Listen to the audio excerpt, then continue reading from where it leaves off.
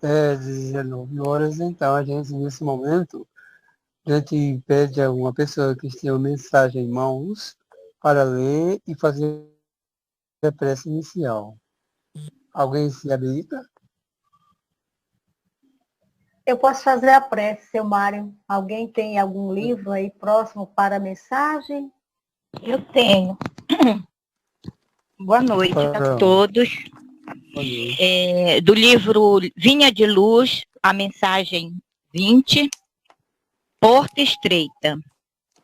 Porfirai por entrar pela porta estreita, porque eu vos digo que muitos procurarão entrar e não poderão. Jesus. Isso está em Lucas, no capítulo 13, no versículo 24.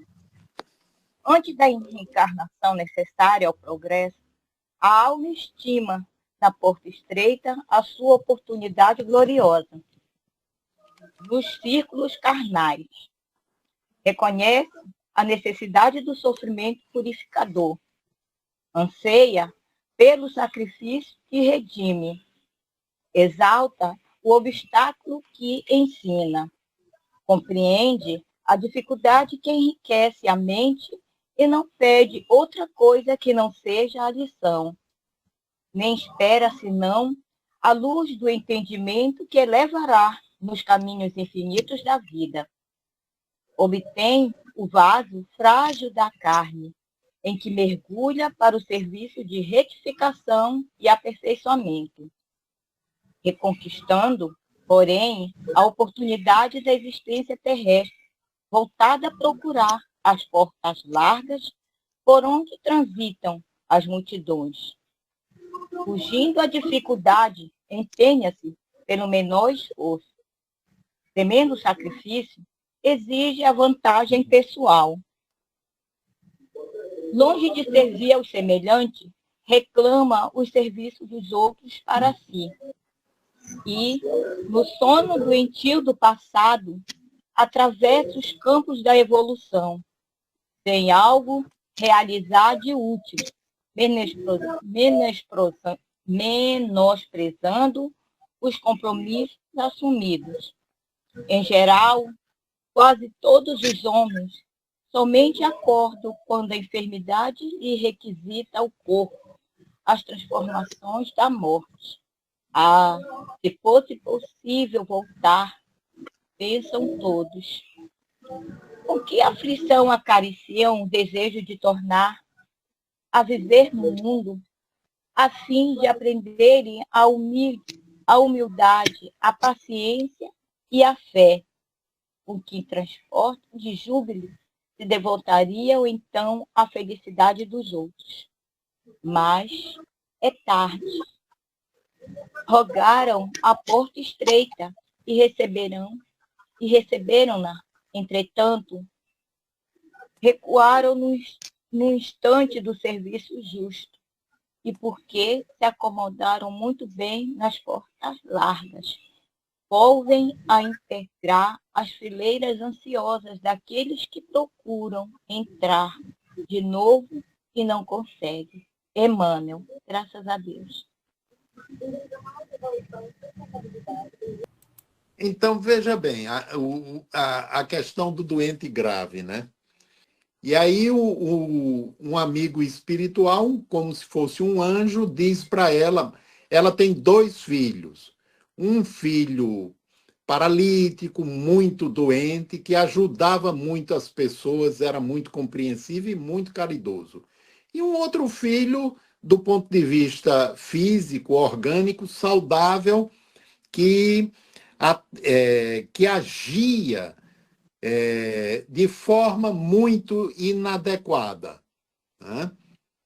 Então, é esse mesmo capítulo.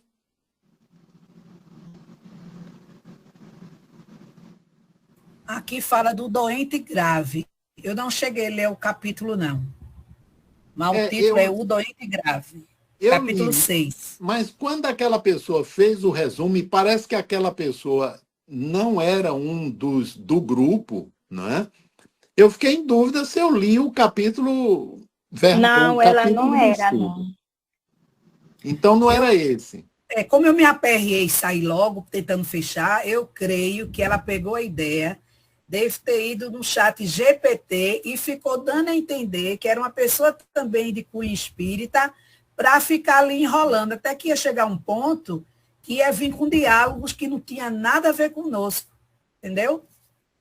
Sim, eu entendi, mas eu estou querendo ver se eu li o capítulo correto, né? O capítulo que eu li era uma mãe orando, pedindo muito a Deus para que o filho doente, paralítico, né, grave, recuperasse a saúde.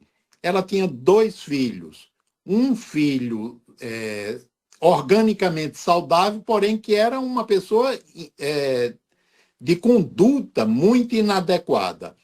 E o filho paralítico, muito doente, era uma pessoa caridosa, uma pessoa bondosa, né? Uma pessoa que buscava, dentro das suas limitações, de ajudar o semelhante. E aí o anjo, um amigo espiritual, falou para ela que o doente verdadeiro não era aquele que estava paralisado, né? Era aquele que estava com a conduta inadequada, aquele que era o verdadeiro doente. Bom, eu acredito que tenha sido esse o capítulo, não é? Isso, ok. Sim, sim, é esse mesmo. Então, ajustando agora os neurônios, né? E prosseguindo, a gente está falando também a respeito do verdadeiro doente, né?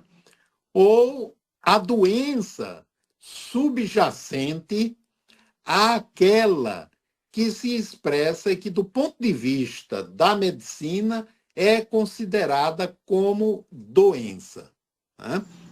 Então, geralmente essa, que é aquela que a gente busca tratar, aquela que mais incomoda a gente, essa daí normalmente é resultado de formas inadequadas de pensar, de viver a vida, né, de se relacionar consigo e com o semelhante, tanto nesta como em vidas passadas.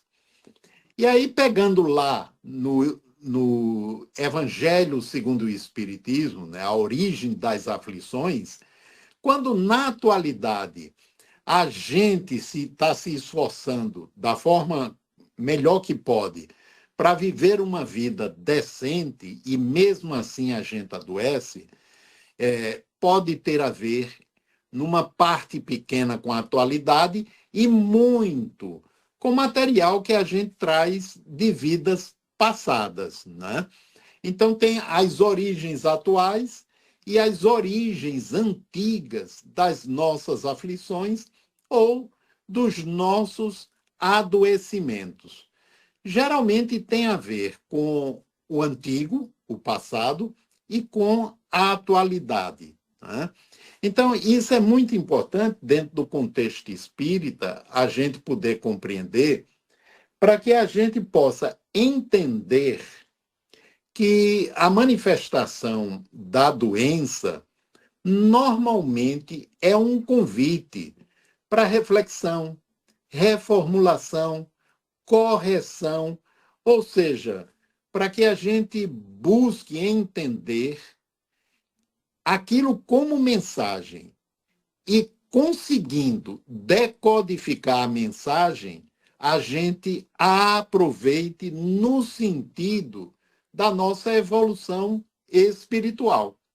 Porque a gente tanto pode evoluir no sentido da gente lidar com os adoecimentos, utilizando a calma, a paciência, a aceitação, enquanto está se cuidando, obviamente, né, que a gente tem que se cuidar, buscar se cuidar, para retomar, se possível, a saúde. Então, a gente está treinando algumas coisas. Mas o processo da doença, ele comporta também a busca de um entendimento maior no sentido da gente se conhecer, para a gente poder mudar.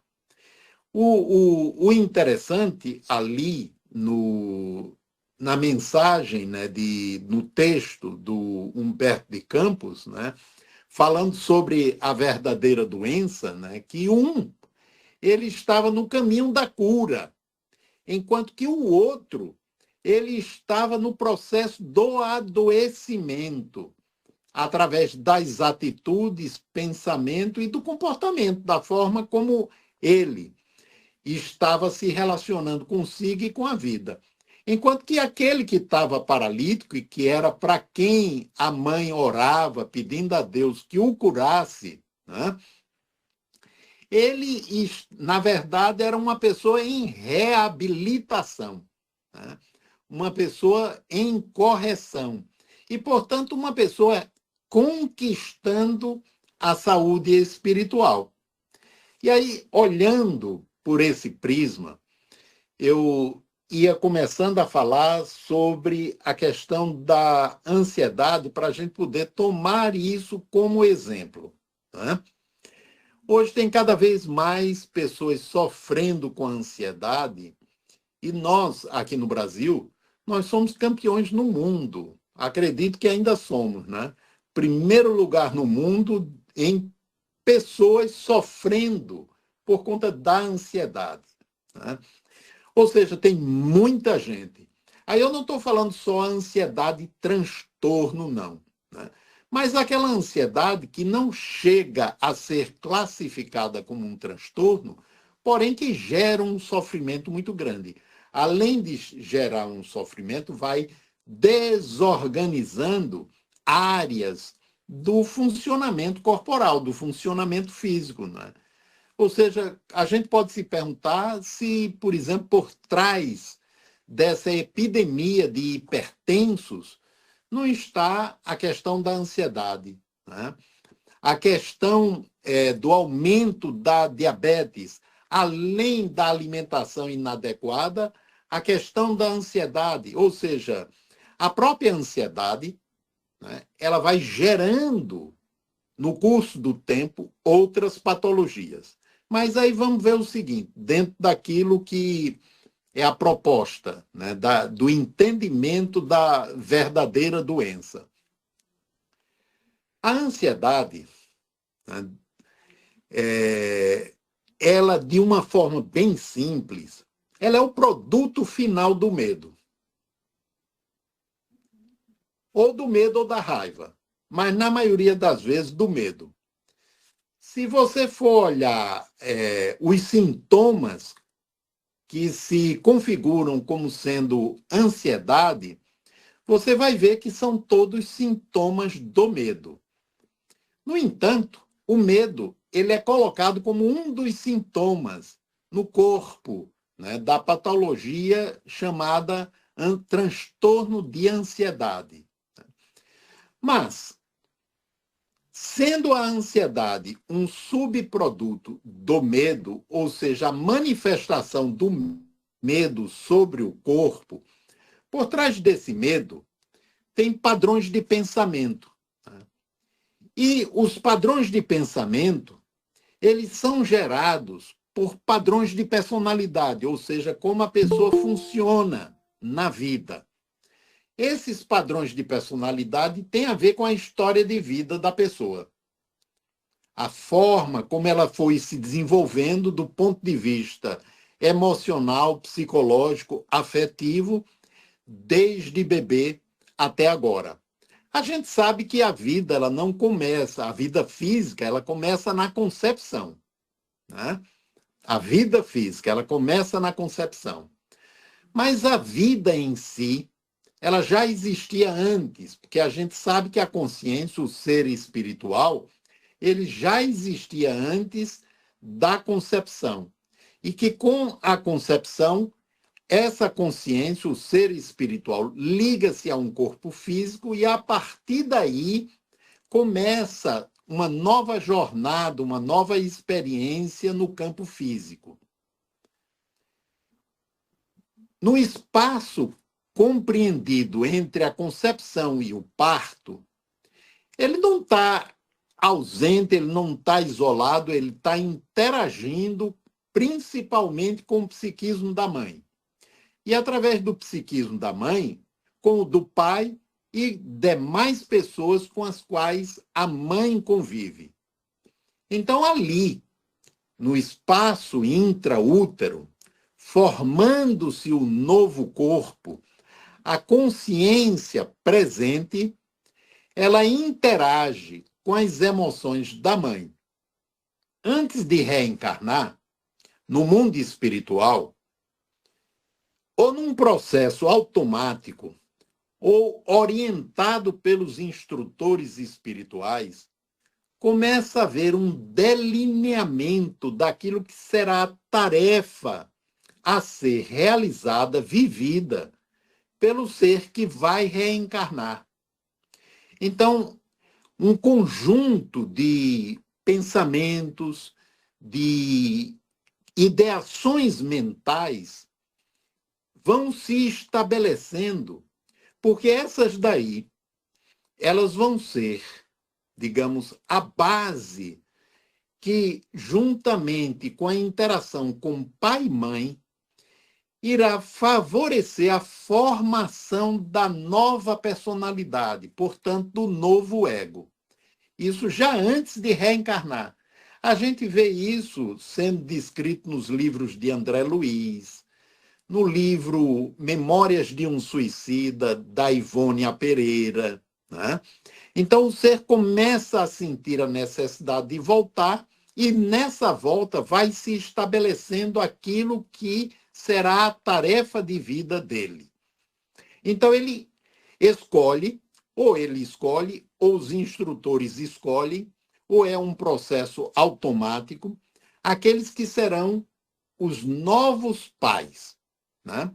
Daquele ser que está para reencarnar. Pais cujos padrões de personalidade auxiliarão o reencarnante a configurar, pelas interações já intraútero e depois do parto, a configuração da nova personalidade, do novo ego, né? Por que é que precisa de um novo ego? Para que seja um recomeço, né? Porque se o sujeito lá que está reencarnando recordasse, lembrasse a vivência anterior, o ego anterior, não seria um recomeço. A probabilidade que ele viesse a repetir os padrões da existência anterior seriam muito grandes, né? Enquanto que, rechaçando a maior parte desse material para camadas ou dimensões do inconsciente, um novo ego pode começar a ser configurado, já os pródomos dele dentro do útero, e posteriormente, após o nascimento, através da interação com o ambiente, principalmente pai e mãe, né? E isso é descrito nos livros, por exemplo, do ponto de vista psicológico, nos livros do Winnicott, quando ele fala que tudo começa em casa, né?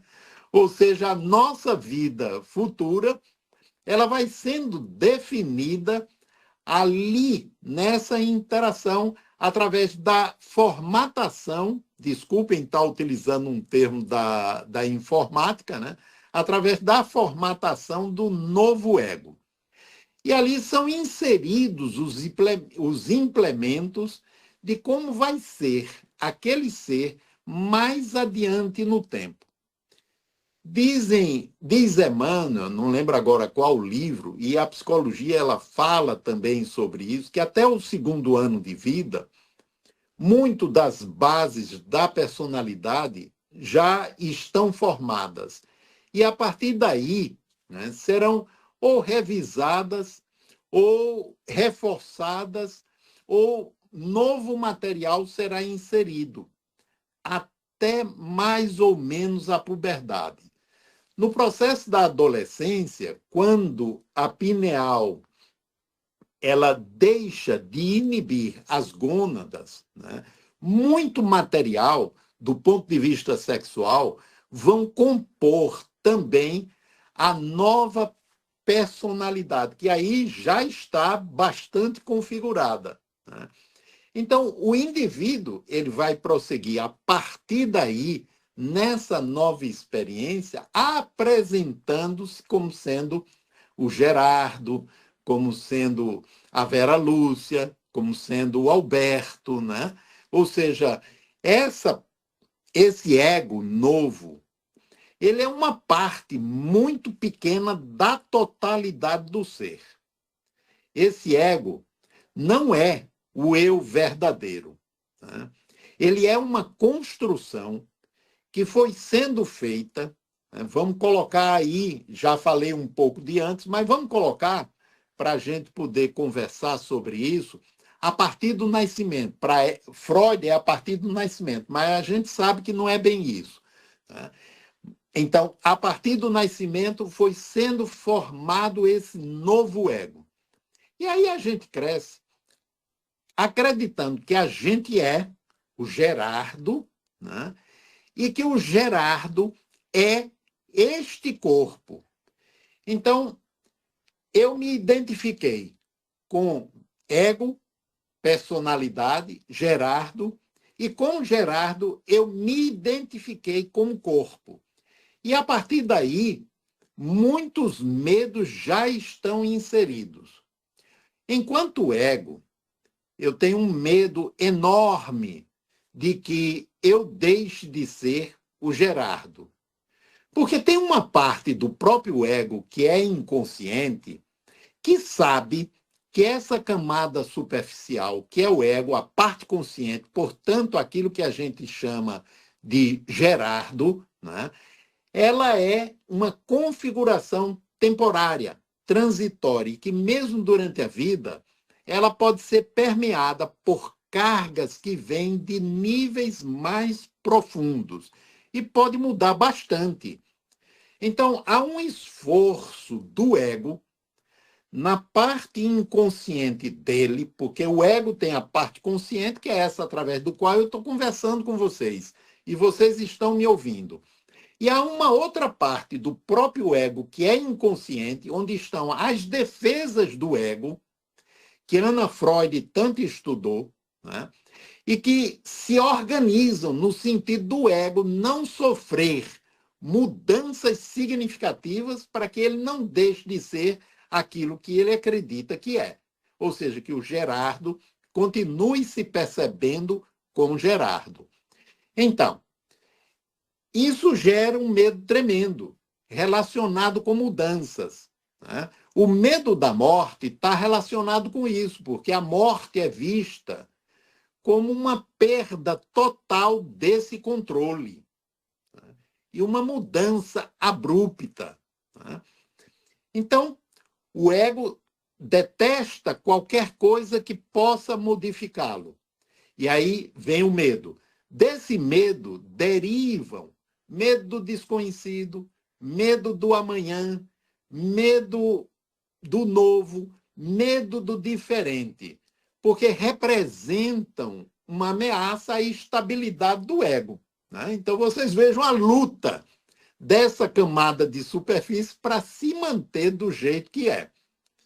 Enquanto a gente não tem consciência disso, né, a gente transfere esses medos para um bocado de coisa da vida, principalmente morte, acidente, alguma coisa ruim com alguém da família da gente, alguém adoecer, a gente adoecer, perda de emprego, né? Qualquer processo que venha atrapalhar aquilo que a parte consciente considera como sendo objeto do seu controle, né? Com isso, e por conta também da forma como a gente ainda é educado, em ter uma atenção enorme com relação ao futuro, para que a gente não venha passar necessidade. Não sei o pai de vocês, né? Mas meu pai e minha mãe tinham uma preocupação muito grande com o futuro no sentido de sobrevivência. Então, se há um medo grande no sentido de sobrevivência, né, esse medo ele é absorvido pelo filho, que passa a trabalhar nessa direção, né? E passa a fazer um esforço tremendo para poder sobreviver. E aí vamos acrescentar uma outra questão. Os animais, de uma forma geral, eles só têm um território.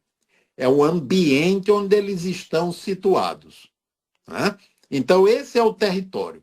É o território onde eles encontram a comida, onde eles se sentem, pelo menos, razoavelmente protegidos, onde há procriação, né? Então, esse território, eles defendem de toda forma que podem. Nós, seres humanos, com o desenvolvimento da inteligência, da razão e, portanto, da capacidade de escolha, a gente foi desenvolvendo um outro território, um território virtual. Esse território é o mundo interior, é a área dos nossos pensamentos, é a área da nossa imaginação.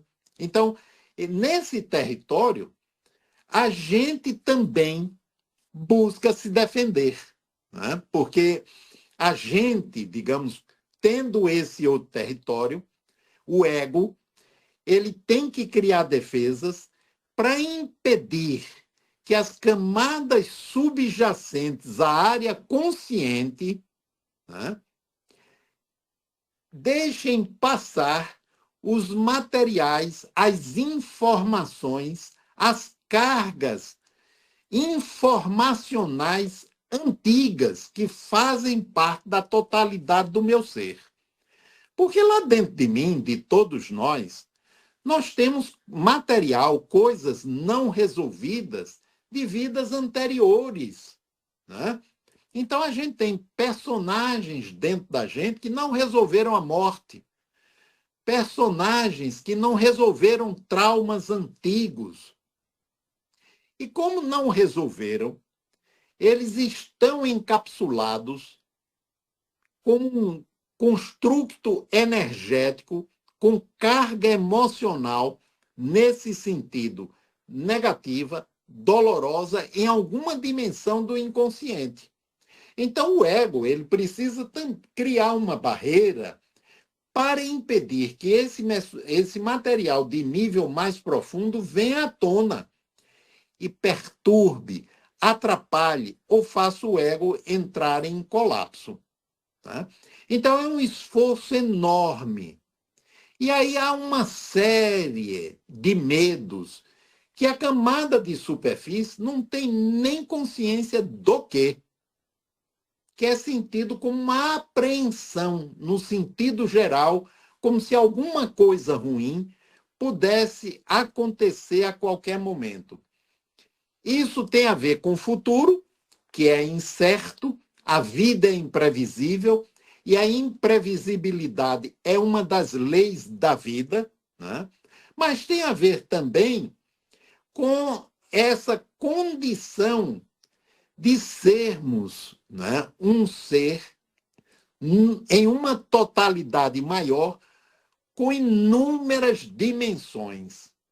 Então, a camada de superfície, ela busca se proteger em relação ao futuro e ela busca se proteger, vamos dizer assim, em relação ao passado, mas não é propriamente o passado, em relação a arquivos mentais, espirituais que estão num nível mais profundo, né? Então, é um esforço de defesa enorme que a gente, no campo de superfície, não tem nem consciência, mas que, quando projetado muito para fora, se transforma numa carga de ansiedade que pode levar a gente a adoecer, né? Mas por que é que eu estou falando isso? Pelo seguinte, aquilo que a gente sente como ansiedade na camada de superfície, que advém de todo esse processo que eu tentei resumir aqui, né, que tenta se defender de todo esse processo, essa ansiedade, ela ao mesmo tempo que é uma consequência, também é alarme. e pode se transformar, se a gente souber como, num portal de acesso para o inconsciente. Tá? Então, aquilo que eu sinto, e eu estou pegando a ansiedade como exemplo, né, ela vem como resultado de processos antigos, da configuração de defesa e da tentativa de controle em relação ao futuro. E, obviamente, que a gente não pode controlar. Mas aí o que acontece? Por eu, na camada de superfície, Gerardo, não saber de nada disso que eu já falei, né, eu me sinto mal com a ansiedade que eu experimento. Eu não a compreendo como resultado do meu funcionamento. E me sentindo mal, eu me sinto incomodado por vivê-la e quero me livrar logo dela. Aí eu estou tentando me livrar da consequência. Onde é que os remédios atuam? Na consequência. E me dão um alívio, né? Temporário, obviamente, enquanto ele faz efeito. Mas já é um alívio maravilhoso, né? Mas é temporário, porque ele está atuando na transposição do medo para a camada de superfície, aquilo que eu sinto no corpo, do nível mais profundo para o superficial. Ele bloqueia, e aí dá um alívio, né? Eu respiro profundo, dá um alívio. Mas se eu fizer isso só no sentido de me aliviar, porque eu estou incomodado e eu não quero sentir, entra um mecanismo do inconsciente que é muito importante a gente saber. Porque se a gente não sabe, a gente reforça, pela não aceitação do que a gente está vivendo, o próprio sofrimento. O inconsciente não conhece o não. O inconsciente tem algumas coisas que ele funciona bastante diferente da parte consciente, e essa é uma. O inconsciente não conhece o não. Quando eu digo não quero sentir isso, para o inconsciente é como se eu quisesse sentir ao quadrado, ele reforça. Se eu digo não quero pensar isso, aquilo que eu não quero pensar fica mais forte, fica voltando. Vamos lembrar que Jesus disse, né, que a gente deve procurar o amor. Amor é aceitação e acolhimento. E ele disse também que a gente precisa amar ao próximo como a si mesmo. Amar a mim mesmo significa eu me aceitar do jeito como eu me vejo, como me sinto, como me percebo, ou seja, como eu estou. Então, é um trabalho que eu preciso fazer comigo de autoacolhimento. Então, se eu estou sofrendo muito com ansiedade, o primeiro movimento meu precisa ser aceitar. Aí, nos grupos de treinamento, de autoconhecimento que a gente realiza na clínica, é onde a porca tosse o rabo. Né? Porque o pessoal diz, como é que eu vou aceitar uma coisa que é ruim? Aí eu digo para eles que aceitação não significa gostar. Aceitação não significa querer. Aceitação significa, por enquanto eu estou vivendo isso, como é que eu posso viver razoavelmente bem, mesmo sentindo isso? Na medida em que eu começo a acolher o que eu sinto, eu paro de brigar com o que eu sinto. Diminui o sofrimento. O sofrimento começa a diminuir. Na medida em que eu acolho e eu aprendo uma metodologia de sintonizar com o que eu estou vivenciando no corpo, que é o resultado de energias que vêm do nível mais profundo, eu posso utilizar a própria ansiedade, ou seja, esse sofrimento superficial, para alcançar aquilo que está no nível, na dimensão inconsciente. E compreendendo o que está por trás daquilo, gente, modifica a história. O sofrimento diminui. Eu vou contar um exemplo bem simples. Num dos grupos de treinamento, um homem, né, jovem, 26, 27 anos, Ele chegou e disse, na reunião, disse, eu estou muito mal. Eu estou extremamente ansioso. O pessoal perguntou o que houve. Ele disse, eu fui intimado por um juiz a servir como testemunha no processo de um amigo meu. E desde que eu recebi a intimação, eu não tenho paz. Eu estou muito mal. Aí o pessoal perguntou, mas você é o réu? Ele disse, não, eu não sou o réu. Né? Mas eu estou pior do que se eu fosse o réu. Né? E eu não entendo por que isso. Mas ele disse isso no final do grupo. No final mesmo. Aí não tinha mais tempo para a gente trabalhar com a ansiedade que ele trouxe. Aí encerrou o grupo, todo mundo foi embora. Na semana seguinte, né, ele foi o primeiro a falar. Ele disse, olha, eu tenho um negócio para contar para vocês. O que foi? Ele disse, quando eu cheguei em casa, eu estava mal, ansioso, tenso. E aí eu digo, espera aí um pouquinho, eu vou usar uma das técnicas que eu aprendi. Aí ele disse que sentou, começou a usar o recurso, e aí ele, na tela mental dele, ele de olhos fechados, ele se viu pequenininho e o juiz enorme, gigante, apontando o dedo para ele, mal encarado. E ele apavorado. E aí ele olhando, e uma das coisas que nessas imagens a gente ensina é para olhar nos olhos da figura mental que apareceu. Né? E aí ele começou a olhar nos olhos do juiz. Olhando nos olhos, a figura do juiz começou a mudar. E do juiz, ele já viu a mãe dele.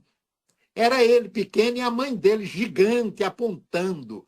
E aí ele lembrou o quanto a mãe dele foi severa quando ele era criança e adolescente. Aí ele olhando para a mãe gigante, né, ele começou a pensar, mas espera um pouquinho, eu não sou mais criança. Né? E hoje sou eu quem cuido de minha mãe. Disse, mamãe, hoje sou eu quem cuido da senhora. Né? Que a mãe dele estava doente, né? Precisava de ajuda.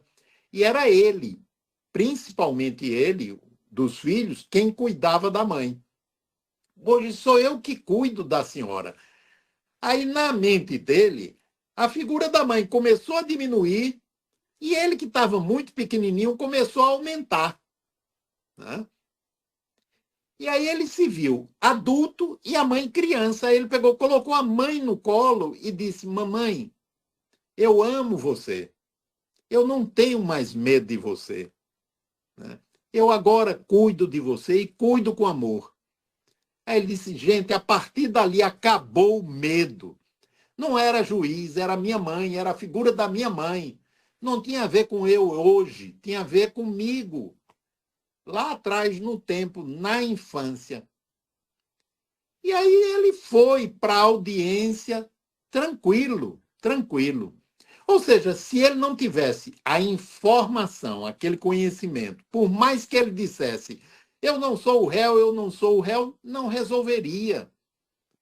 A ansiedade continuaria tomando conta dele, provavelmente ele teria que tomar um remédio, um ansiolítico, um calmante, para se acalmar e poder ir para a audiência mais tranquilo.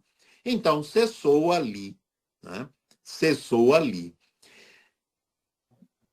Na grande maioria das vezes, né, aquilo que a gente sente na camada de superfície não é o verdadeiro problema. Não é a verdadeira doença.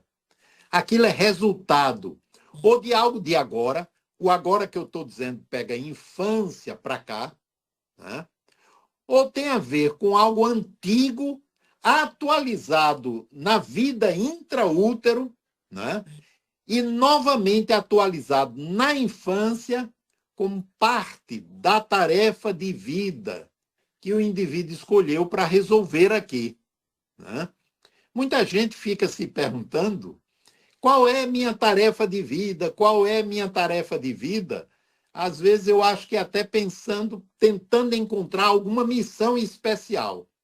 Mas se a gente quer saber qual é a tarefa de vida, é só prestar atenção na personalidade da gente. O que a gente veio fazer aqui, a tarefa de vida, está inscrito na personalidade.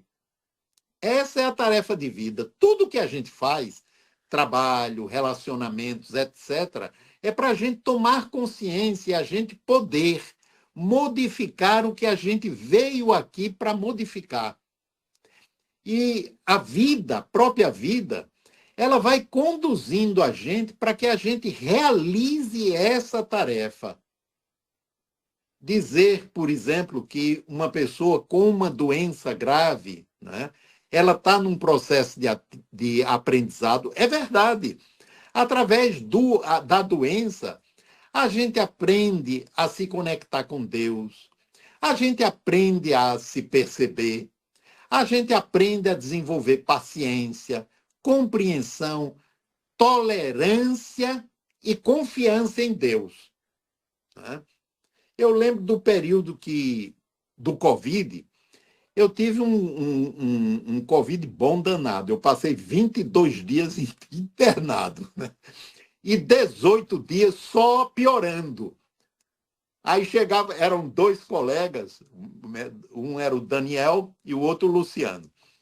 Aí eles chegavam, entravam, olhavam para mim e diziam, ô Gerardo, rapaz, reaja. Eu olhava para ele e dizia, o que é que vocês acham que eu estou tentando fazer esse tempo todo? Né? Reagindo. A minha parte eu estou fazendo. Né? Façam a de vocês. Aí eles mudavam antibiótico, mudaram umas 3 vezes de antibiótico. Né? Até o 18º dia eu só ia piorando, estava emagrecendo. E olha que eu comia, não sentia fome. Mas não tem essa história de não ter apetite comigo, não. Se é para comer, razão entra e eu como. E eu comia. Né?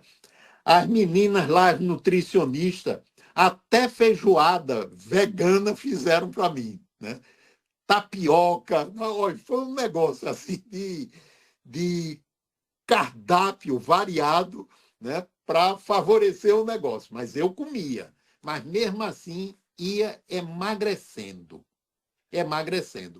Aí, de vez em quando, eu lembrei agora, né? Nem ia contar isso, mas eu lembrei. E eu acho que vale a pena contar. Né?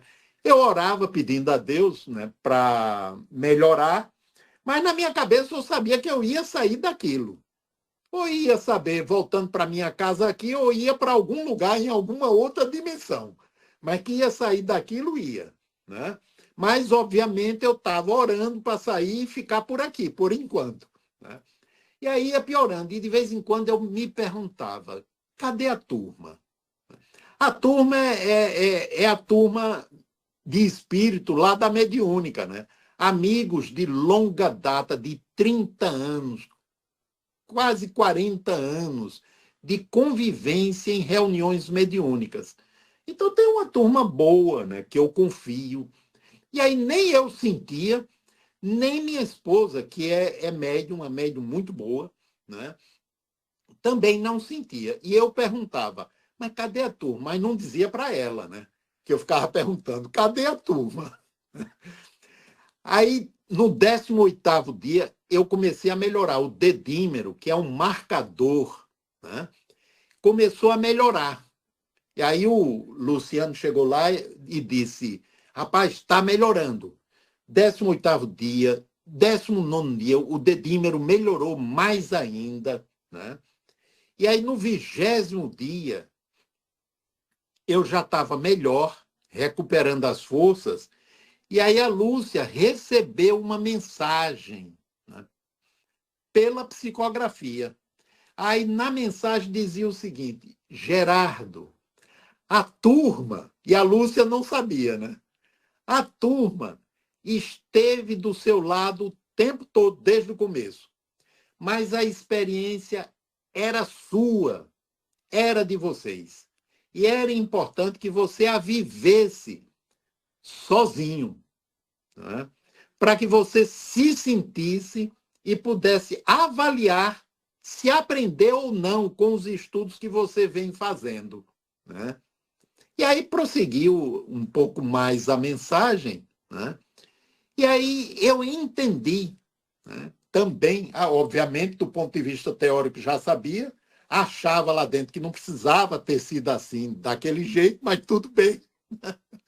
Tudo bem.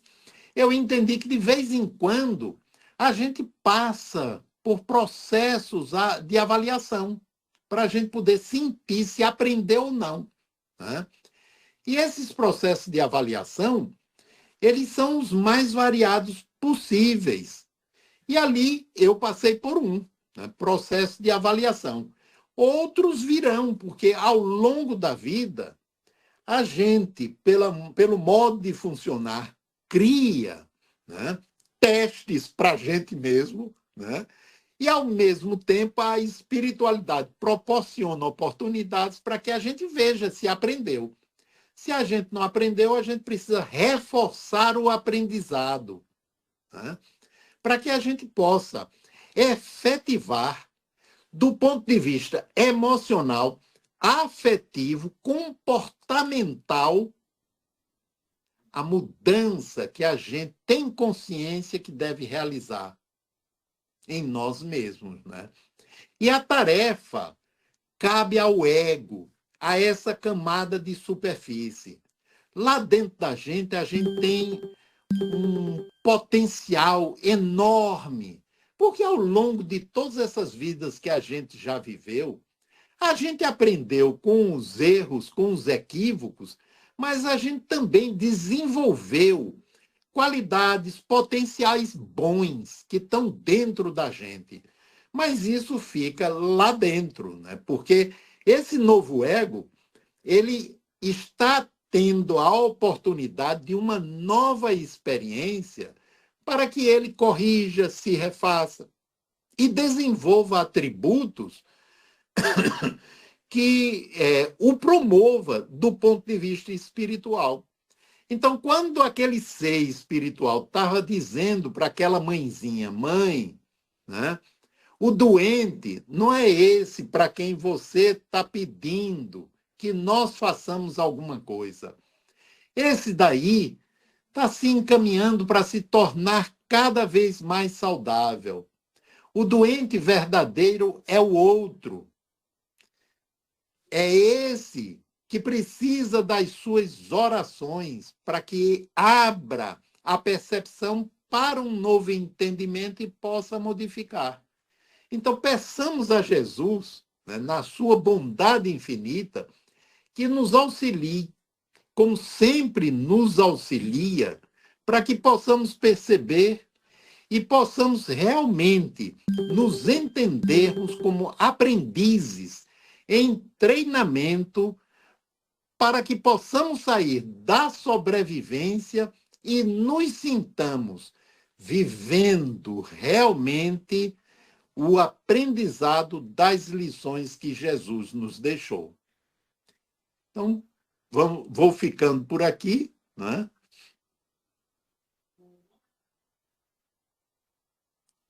Tem uma pergunta aqui, né?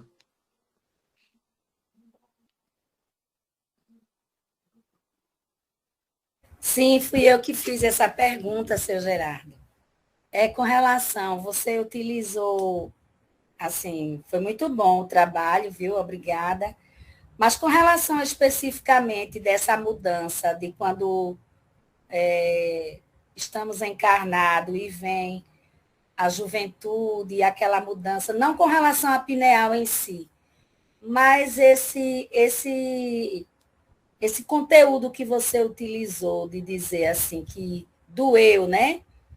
No sentido do jovem ter a experiência que vem à tona, a experiência de quando o espírito ali naquele momento, que quando criança não aparecia e quando o jovem aparece. Onde é que eu posso aprofundar essa questão? Olhe. Eu sei que o senhor reuniu aí um conjunto Isso. de informações do espiritismo, não é? Mas especificamente eu ando procurando sobre essa informação. Você não tem só material do espiritismo, não, aqui, né? Tem material de André Sim. Luiz, né? Da doutrina espírita, tem material de Winnicott, né? Do Winnicott tem um bocado nisso que eu trouxe, né?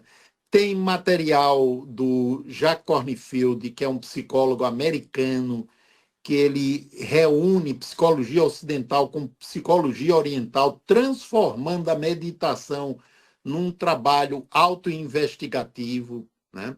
Diferente do que muito diferente do que a meditação Vipassana faz, mas usa a Vipassana como base. Tem material do Jung, né? Tem material da Eva Pierracos, tem um bocado de material, né? Agora, o recurso que ele usou é uma modificação que a gente fez para os grupos de treinamento em autoconhecimento, na clínica que eu faço parte, para que a pessoa utilize sensação, pele, corpo, para estabelecer conexão com o inconsciente, né?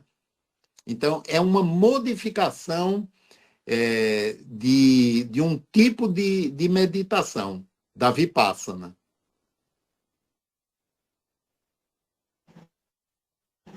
Sinai, será que dá tempo de eu bem, fazer uma perguntinha?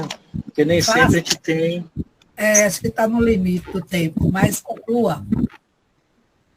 É o seguinte, eu entendi mais ou menos a pergunta da nossa amiga, né? É quando esse filtro do inconsciente ele penetra para o consciente. Uma vez eu tive um sonho onde eu me lembrei, foi bem nítido o sonho, das coisas ruins que eu fiz. E eu passei um dia muito mal. Então, foram lembranças num sonho, né, que eu tive. E ali, de repente, eu passei o dia todo mal, com, né, sentimento assim, de tristeza. E aí eu me lembrei do sonho que eu tive. Né? Então, foi um filtro. E nem sempre a gente está preparado, consciente, para essas lembranças, né? Mas a pergunta que eu quero fazer a você, Gerardo, e aqui parabenizando pela palestra, né, que foi muito boa. Eu não sou psicólogo, mas sou curioso. Nós sabemos que o personagem morre, né? Mas o ego, ele é teimoso. Mesmo desencarnado, ele tem o seu tempo de sobrevivência, ele tem... Me explica isso.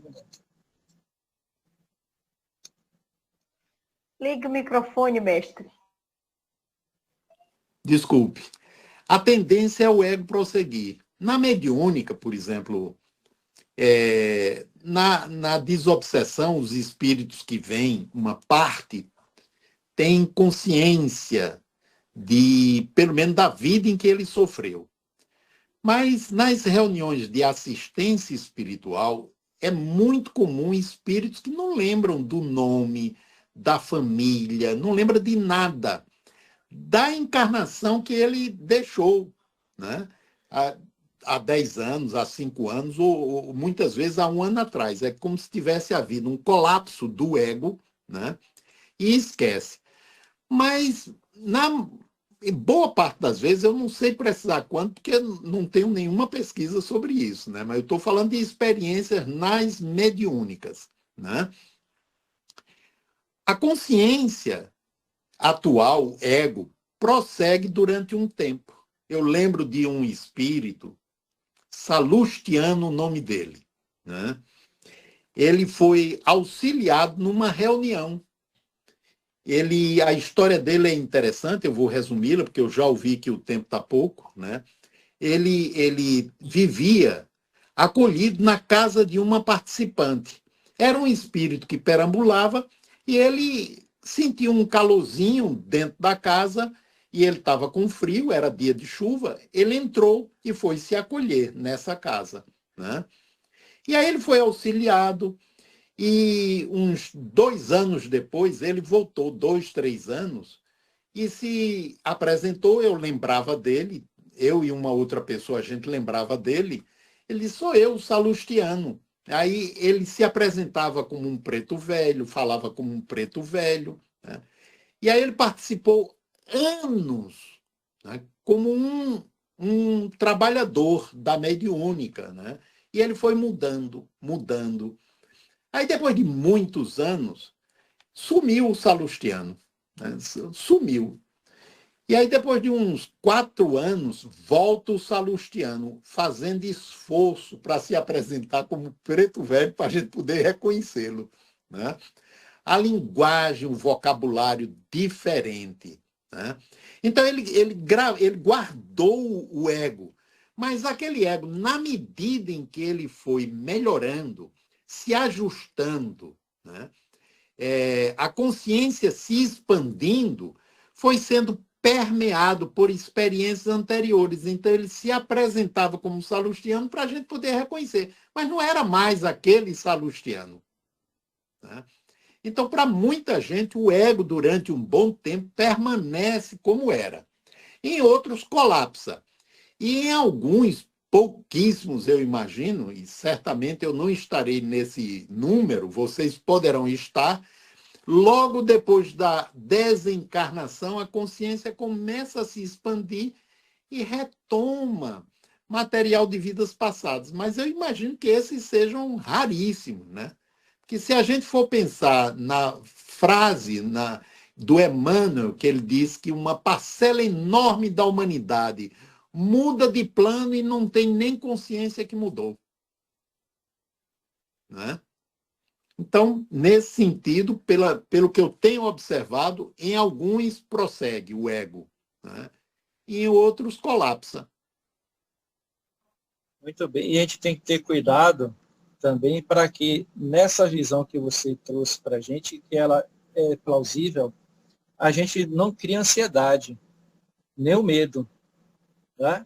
Quanto ao futuro.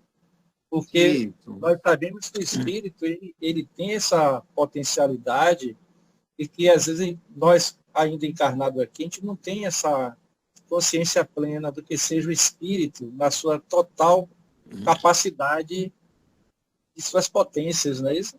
É verdade. Uma delas é adquirir personagens de outras vidas, tão mais distantes, né? Como essa historinha do preto velho. Né? Isso. É verdade. Ansiedade. E ter confiança. Oi. Sim. Por favor, desculpe, eu lhe interrompi, Alberto. Não, pode concluir meu pensamento. Obrigado, Gerardo. Olha, Sim. eu costumo dizer para o pessoal o seguinte: toda vez que se perceber ansioso, se pergunte 3 coisas. Estou com medo de quê? Estou querendo controlar o quê que não dá para ser controlado? Estou me cobrando em quê? Ansiedade normalmente tem a ver com esses 3. Estou com medo de quê? Estou querendo controlar o quê que não dá para ser controlado? Estou me cobrando o quê? Para eu poder perceber, respirar profundo, né? Respirar profundo e eu me colocar disponível para a experiência, qualquer que seja ela que venha a acontecer, né? E aí exige um treinamento da gente no dia a dia, para a gente ficar no agora. Porque o amanhã é a imaginação. O amanhã é a tela do imaginário da gente. A gente pode projetar o que quiser nessa tela. Se eu posso projetar, por que eu não vou projetar coisas boas, criar um holograma positivo para o futuro? Agora, eu preciso saber que é um holograma, é uma imaginação. Porque se ele não ocorrer, eu não vou sofrer com isso, né? Eu posso me frustrar, mas não vou sofrer. Vou acolher, né? Porque senão eu caio na imaginação e aí me quebro, se ela não acontece. Vai se cobrar, né, seu Gerardo? Vou me cobrar, né? Outro trabalho que eu considero importante para a gente fazer é fazer amizade com a madame. A madame pode convidar a gente a qualquer momento para dançar e a gente não tem como recusar. A madame é a morte. Ela é uma companhia e uma companheira constante na vida da gente. Então, se ela é uma companheira e uma companhia constante, Eu preciso aceitá-la, conviver bem com ela, porque quando ela me chamar para dançar, eu não tenho outra opção senão aceitar. E se eu tiver me trabalhado, eu vou aceitar isso sem sofrimento. E agradecendo a Deus pela oportunidade que eu tive, da vida que eu vivi. Né? E aí isso é um trabalho também em relação à ansiedade. Se eu me trabalho em relação à morte, aceitando-a como possibilidade, eu vou deixar de pensar nela. Eu vou parar de tentar ficar vivo. Eu vou começar a sair da faixa da sobrevivência. Eu vou viver muito melhor. Né? E aí eu vou realmente criando em mim, na minha intimidade, a condição de aprendiz, que é isso que nós somos, né? Aprendizes da vida, aprendizes do Evangelho, né? Para que a gente possa realizar a tarefa para a qual a gente reencarnou. Né? E aí o que veio na minha mente agora, os primeiros cristãos, quando morreram ali nas arenas, né? Como é que eles desenvolveram aquela consciência de não temer a morte, acreditando na vida futura, né? Onde eles foram buscar aquela certeza e aquela fé, né? Exatamente. A maioria deles entrou ali com confiança, né? Sabendo intimamente que iriam, né, se encontrar com Jesus, ou seja, iriam para um mundo melhor do que aqueles em que eles estavam, e se libertariam daquele sofrimento. E aí, quando a gente está nessa disposição, certamente que o plano espiritual colabora bastante, né, para que o sofrimento seja menos intenso. Eu lembro que lá no hospital, né, quando eu estava internado, o pessoal dizia, Gerardo, a gente estava pensando em levar você para a UTI, mas a gente resolveu deixar você aí no quarto porque você está calmo. Né? Ele disse, o pessoal se aperreia e a gente tem que levar sede e entuba, que é para poder não piorar pela agitação. Mas eu me mantinha calmo. Né? Me mantinha calmo porque eu sou melhor do que qualquer pessoa? Não, eu tinha consciência que eu não tinha competência nenhuma para evitar a morte. Então, só tinha um caminho. Aí é usar a racionalidade, né? É aceitar. Agora, se vocês me perguntam, eu queria morrer? De jeito nenhum, eu queria continuar por aqui ainda. Agora, eu não ia brigar, né, para me manter vivo, que aí eu estava atrapalhando meu sistema imunológico. Eu queria que meu sistema imunológico funcionasse bem. Para ele funcionar bem, eu precisava estar calmo. Né? Então, todos os recursos que eu conhecia, eu utilizei para poder me manter calmo.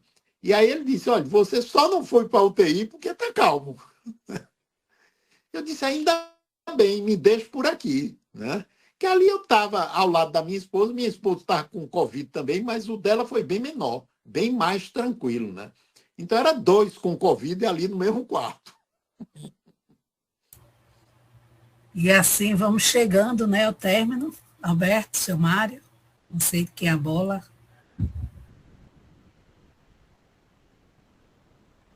Naide, me ouve? Naide? Estamos ouvindo, seu Mário. Bom, que bênção. Nós só nos resta agradecer, né, ao seu Gerardo, ao seu Gerardo, com uma explanação muito bonita, científica e espiritual também, filosófica. Eu gostei bastante. Só nos resta agradecer, inclusive agradecer também aquele episódiozinho do início, né? E a gente nunca está livre disso. Se bem que só foram 2 vezes, 2 episódios desses, mas a gente relevou e retomamos o Leme e conduzimos o trabalho, graças a Deus. Só nos resta pedir a alguém que esteja com vontade de fazer a prece de agradecimento, e a gente antecipadamente agradece, com promessa de outras vezes enxergar.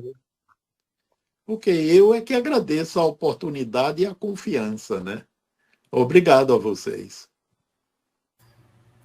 Lenita, nossa prece final, por favor.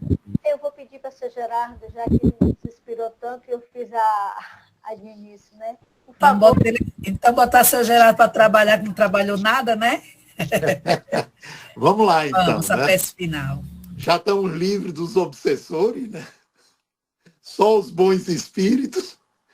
Então vamos agradecer a Jesus pela renovação da oportunidade, né, da gente poder trocar ideias, da gente poder relembrar a gente mesmo, né, aquilo que nós viemos fazer no planeta, que é aprender e nos melhorarmos. E agradecer a Ele por todas as oportunidades que nos tem ofertado para que possamos realizar, cumprir com a tarefa que nós mesmos escolhemos e recebemos antes de vir para cá. Muito obrigado por tudo, Senhor. Abençoa-nos e ampara-nos em nossa caminhada. Assim seja. Que assim seja. Assim seja.